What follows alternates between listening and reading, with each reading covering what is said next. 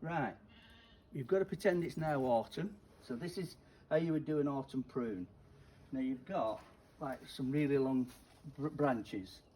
You don't even have to look.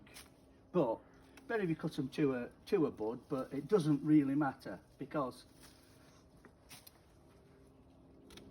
I will cut it to a bud. What you're trying to do, you're just trying to make it stiff like that for the winter, so that it doesn't get battered and blown around in the wind. Because what you'll do next spring is you'll do a real prune and take it down even further. Now if these shoots start to grow, they may get frost damage, they may get winter damage. They're going to be your sacrificial buds that come through the winter. And then in the spring you take it down a couple of buds lower to a nice, really sturdy, low position on this year's shoot. But I'll do one on spring pruning after I've done this one. But this is just basically an autumn prune. So you look down, you can see a shoot coming up there, take it off. You're basically just taking the height out of it and reducing the height. That's all you need to do at this time of year. You don't even have to look, really.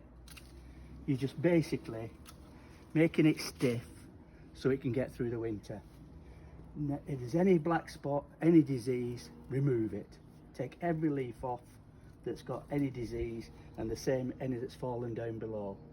And that's your light autumn prune. You do that as soon as it's finished flowering, as soon as we're getting into autumn. Interesting fact. Okay, when you prune a rose, you want all the energy to come up here and into that bud. There's a bud actually nestling into that leaf axil there. So you cut at an handle like that. Now what that means is there's none of this. If that was square, if you cut straight, that would die back and could die back into the stem.